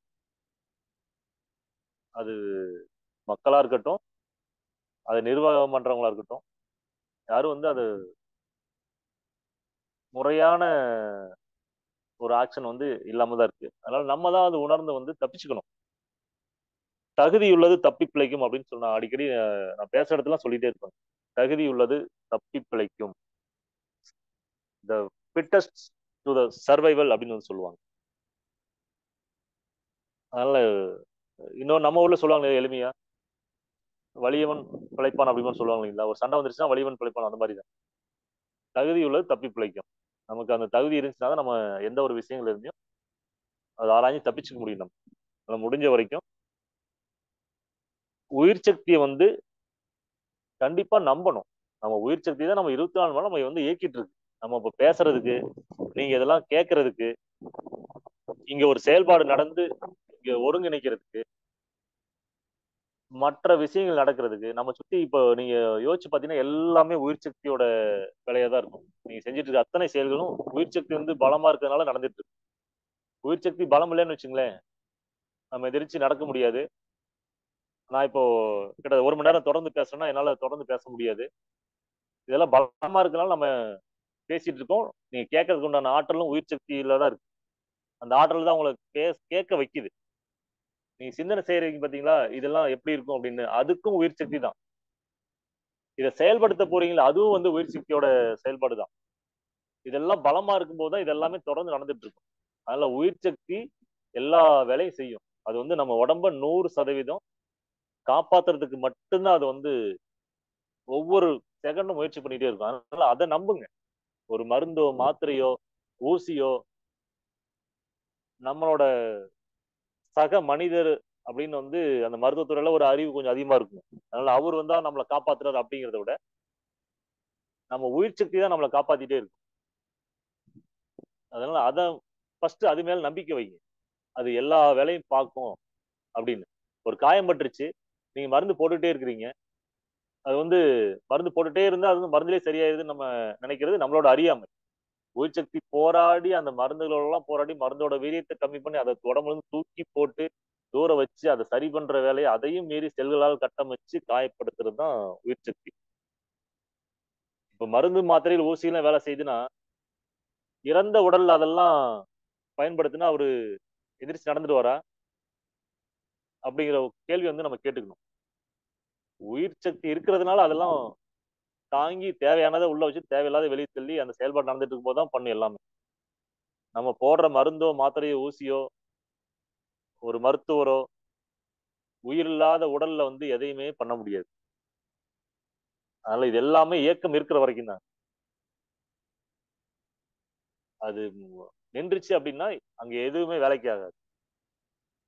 நம்ம கொடுக்குற எதிர்ப்பு மருந்துகளும் சரி, நல்ல மருந்துகளாலும் சரி, நம்ம ஒரு உயிரற்ற உடல்ல அதை செயல்படுத்த முடியாது. அதனால இதை வந்து நம்ம புரிஞ்சுக்கணும். அதே மாதிரி உணவு, நம்ம உடம்போட கட்டுமான பணியில முக்கிய அங்கம் வகிக்கிறது வந்து பாத்தீங்கன்னா சக்தி. அதை வந்து பசி இல்லாம சுவைக்காம உள்ள தள்ளுறது மூலமா உயிர் சக்தி தான் பாதிப்பு ஏற்படும். ஏன்னா உடம்பு வந்து ரத்தமாகவும் சதைகளாகவும் கொஞ்சமா கட்டமைக்கப்பட்டிருக்கிறதுக்கு வந்து பாத்தீங்கன்னா ஆற்றல் அன்றாடம் கிடைக்கிறதுக்கு உணவு வந்து முக்கிய பங்கு வகிக்குது. அதை முறையான முறையில வந்து உள்ளுக்குள்ள போகணும். நம்ம அவசரமா தூக்கி போட்டு பசி இல்லாம தூக்கி போடுறது, நம்மளோட சவுரி தூக்கி போடுறது, வாட்சை பார்த்து தூக்கி போடுறது, இதெல்லாம் வந்து தவறான விஷயங்கள். அதனால முடிஞ்ச வரைக்கும் பசி, தாகம், ஓய்வு, உறக்கம் அப்படிங்கிற விஷயத்த முடிஞ்ச வரைக்கும் கடைபிடிங்க. அதுதான் வந்து நம்ம ரொம்ப நல்லது. அடுத்து மனம். உணர்ச்சி வசப்பட்டுட்டே இருக்கிறது. ஒரு விஷயத்தை பார்த்தோம்னா பாத்தீங்கன்னா எமோஷனல் ஆயிருவாங்க டக்கு டக்கு டக்கு டக்கு. அவங்க ஒரு டிவி பார்த்தாலும் இருக்கட்டும், இல்ல வெளியில நடக்கிற விஷயங்களோ, என்ன நடக்குது அப்படிங்கறத முதல்ல அண்டர்ஸ்டாண்ட் பண்ணும். எடுத்தவொன்னே வந்து பாத்தீங்கன்னா ஷார்ட் டெம்பர் அப்படின்னு சொல்லுவாங்க இல்லைங்களா, எளிதில் வந்து உணர்ச்சி வசப்படுறது. அந்த மாதிரி இருக்கிறது ஆரோக்கியம் இல்லாதனால நடக்கிற விஷயங்கள் தான். அதை முடிஞ்ச வரைக்கும் அதுக்கெல்லாம் அடிப்படையான விஷயங்கள் ஆரோக்கியமா இருக்கிறது அப்படிங்கிறத நம்ம புரிஞ்சுக்கணும். அந்த மாதிரி யார் இருக்காங்களாலும் அவங்களுக்கு நம்ம நமக்கு தெரிஞ்ச விஷயங்களை அவங்களோட பகிர்ந்துக்கணும். இந்த மாதிரிலாம் இருக்கும்போது நீங்க இப்படிலாம் நல்லா தூங்கணுங்க. சில பேர் தூங்காமே சுத்தி இருக்கவங்க பாத்தீங்கன்னா அடிக்கடி டென்ஷனோட இருப்பாங்க. எடுத்த உடனே வார்த்தைகளை வந்து வீசிடுவாங்க. அப்புறம் அவங்களே வருத்தப்படுவாங்க. ஐயோ இப்படி பேசிட்டேன் அப்படின்னு. அது காரணம் வந்து பாத்தீங்கன்னா அவங்க சரியான ஓய்வுல இருந்திருக்க மாட்டாங்க, சரியா சாப்பிட்டுருக்க மாட்டாங்க, நிறைய மருந்து மாத்திரை எடுத்துட்டு இருப்பாங்க. அவங்களால வந்து பாத்தீங்கன்னா செல்ஃப் கண்ட்ரோலே இருக்காது. அந்த ட்ரக்ஸ் அப்படிங்கிற சொல்ல மருந்துகள்லாம் எடுக்கும்போது கண்டிப்பா அந்த செல்ஃப் கண்ட்ரோல் அப்படிங்கிறது அவங்களுக்கு இருக்காது கண்டிப்பா. நம்ம தான் வந்து அவங்கள்ட்ட இருந்து எவ்வளவு தூரம் விலகி நின்று பேச முடியுமோ பண்ணுமோ அந்த மாதிரிலாம் பாத்துக்கணும். இல்லைன்னா தேவையில்லாத விவாதங்கள், உடம்பு காயம் ஏற்படுற நிகழ்வு கூட சில இடத்துல நடந்துரும். நம்ம அதை புரிஞ்சு வந்து நடந்துக்கணும். அதே மாதிரி நோய் இருக்கும்போது வந்து உணவு வந்து எடுத்துட்டு இருக்கோம் அப்படின்னா நோய் வந்து எளிதில் வந்து குணமடையாம நீடிச்சுக்கிட்டே இருக்கும். ஏன்னா கழிவு நீக்கம் அப்படின்னு நம்ம வந்து சொல்லியிருக்கோம். நோய் நீக்கம் வந்து கழிவு நீக்கமே நோய் நீக்கம் சொல்லியிருக்கோம். அந்த நோய் நீங்கிட்டு இருக்கப்போ அந்த சமயத்துல பசி இருக்குதான்னு பார்த்து அதுக்கு அந்த மாதிரியான எளிமையா செரிக்கக்கூடிய உணவுல வந்து எடுத்துக்கணும். அந்த நேரத்துல வந்து பாத்தீங்கன்னா நோயோட ஒருத்தர் படுத்திருப்பாரு. அவங்கள்ட்ட போய் வந்து பாத்தீங்கன்னா அவர் சீக்கிரம் இறந்துருவான்னு சொல்லி என்ன சாப்பிட்ற அப்படின்னு சொல்லி அவர் உயிர் சக்திக்கு எதிரான உணவுல கொண்டு போய் நம்ம திணிக்கிறது, அவர் கேட்டு கேட்டு கேட்டு வந்து பாத்தீங்கன்னா உடம்புக்கு ஆரோக்கியம் இல்லாத உணவுல திணிக்கிறதும் தவறான விஷயங்கள். ஏன்னா இப்ப படுத்த படுக்கையா இருப்பார், அவரால் ஒண்ணுமே முடியாம இருக்கும், செரிக்கிற தன்மை இல்லாம இருக்கும், கிட்னி போயிருக்கும், அவங்களுக்கு கொண்டு போய் அவங்களுக்கு பிரியாணி பிடிக்கும் அப்படிங்கிறதுக்காக மட்டன் பிரியாணி, அந்த பிரியாணி, இந்த பிரியாணி சொல்லி அவங்களுக்கு வாங்கி கொண்டாந்து கொடுத்து அவங்க உடம்ப கெடுக்கிறது. அப்புறம் இன்னொரு மோசமான பழக்கம் இருக்கு. யாருக்காவது காய்ச்சல், உடம்பு சரியில்லாம ஹாஸ்பிட்டல் இருக்காங்கன்னா உடனே பண்ணை வாங்கிட்டு போறது, மைதாவால செஞ்ச பொருட்களை வாங்கி கொண்டு போய் அவங்களுக்கு கொடுக்கறது. இது எல்லாமே நம்ம அவங்க ஆரோக்கியத்துக்கு செய்யற துரோகம்னே வச்சுக்கலாங்க.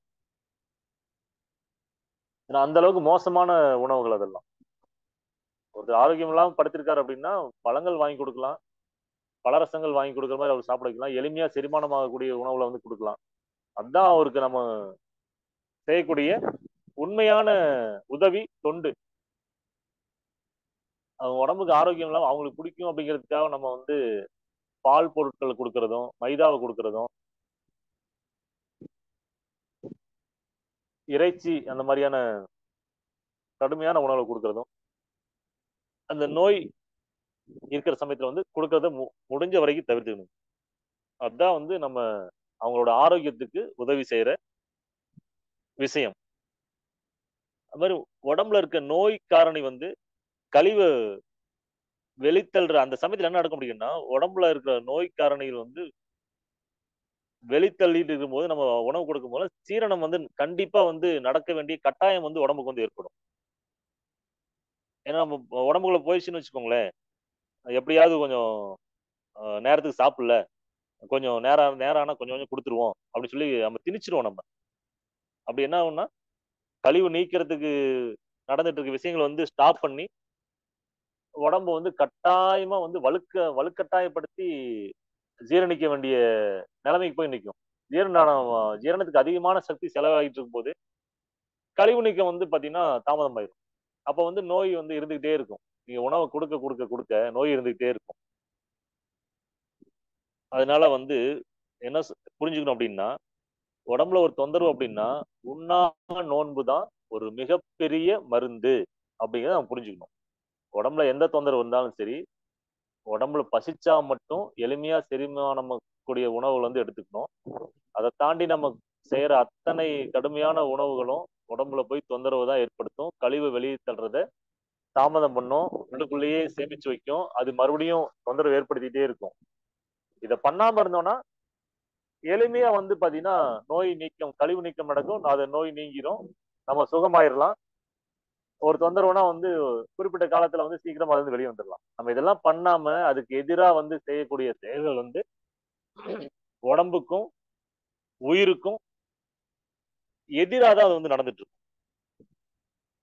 அதனால முழுமையா வெளித்தள்ளுறதுக்கு நம்ம அதுக்கான அவகாசம் கொடுத்து அதை உணர்ந்து நம்ம வந்து உணவு எடுத்துக்கணும். அந்த நேரத்துல திட உணவுகள் சாப்பிடுறதுக்கு தோணாது. சில பேருக்குலாம் வந்து பாத்தீங்கன்னா, இப்போ ஒரு சமீபத்துல ஒருத்தருக்கு ஒரு வாரமா பசிக்காம இருந்தாரு. அவர் வெறும் பழச்சாறுகள் மட்டுமே எடுத்துட்டு இருந்தாரு. 10 கிலோ உடம்பு குறைஞ்சிருச்சு. ஆனாலும் ஆரோக்கியமா இருக்காரு. அவரோட அன்றாட வேலையை செஞ்சுட்டு இருக்காரு, பணி செஞ்சுட்டு இருக்காரு, மத்த வேலைகள் எல்லாமே நடந்துட்டு இருக்கு, எந்த தடையும் கிடையாது. ஆனா அவருக்கு பசிக்கல.